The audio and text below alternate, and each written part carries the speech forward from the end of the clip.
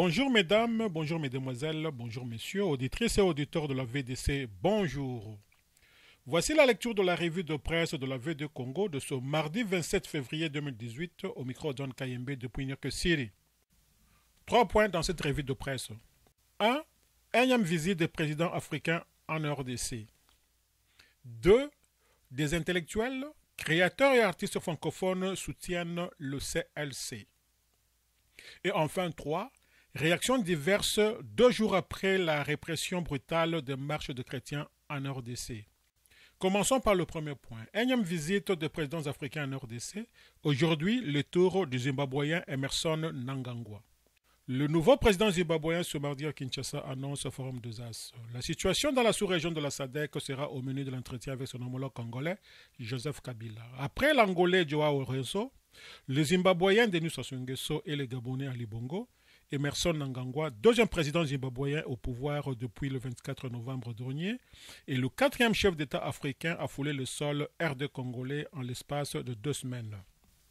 Sans doute, des questions politiques, économiques et sécuritaires de pays membres de la communauté de développement de l'Afrique australe, SADC en sigle, seront au menu de l'entretien entre le président congolais Joseph Kabila et son homologue zimbabwéen Emerson Mnangagwa. Historiquement, le Zimbabwe compte parmi les pays africains qui ont apporté leur assistance à la RDC sous le régime du feu président Laurent Désiré Kabila pendant la guerre d'agression du pays en 1998. D'aucuns avaient cru qu'après la mise à l'écart du président Robert Mugabe, les relations entre la RD Congo et le Zimbabwe avaient pris un coup de froid. La visite d'Emerson Mnangagwa aujourd'hui à Kinshasa à son homologue Joseph Kabila sonne comme un démenti et témoigne de l'excellence des relations entre les deux pays, conclut Forum des As. 2.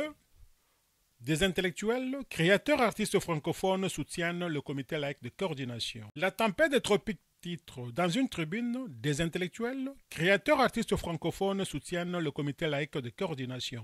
L'appel lancé pour le respect des droits humains et de la retenue de la part des autorités de la RDC en vue de privilégier le dialogue en lieu et place de la répression.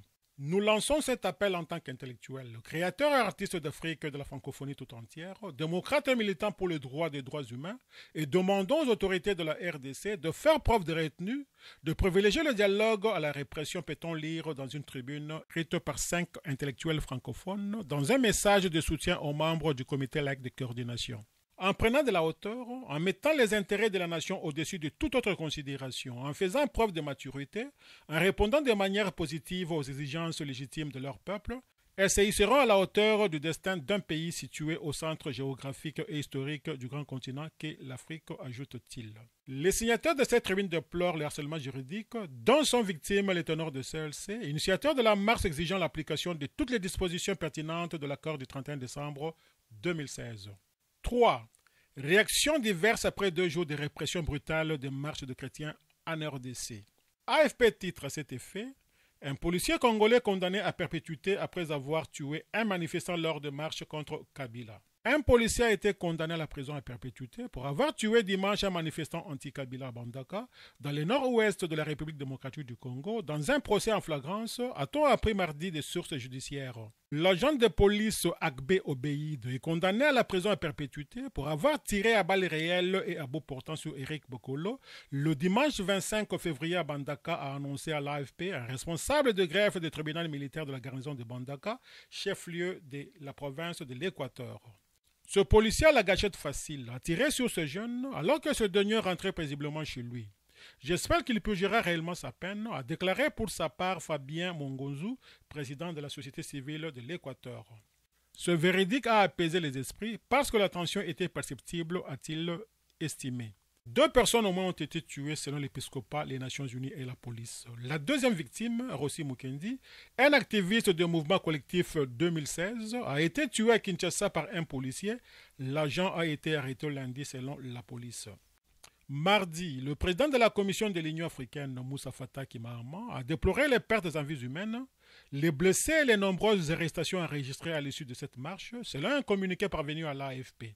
M. Mahamat lance un appel aux autorités congolaises afin qu'elles fassent rapidement la lumière sur les événements survenus dimanche. Il demande aux acteurs politiques congolais de faire preuve de plus de responsabilité et aux forces de défense et de sécurité de la plus grande retenue. Le climat politique est très tendu en RDC. Le comité laïque de coordination demande au président Kabila de déclarer publiquement qu'il ne sera pas candidat à sa propre succession lors de la présidentielle prévue le 23 décembre 2018, renseigne AFP. Radio Okapi titre Monseigneur Fridolin Ambongo aux autorités. Que ce qui s'est passé dimanche ne se répète plus.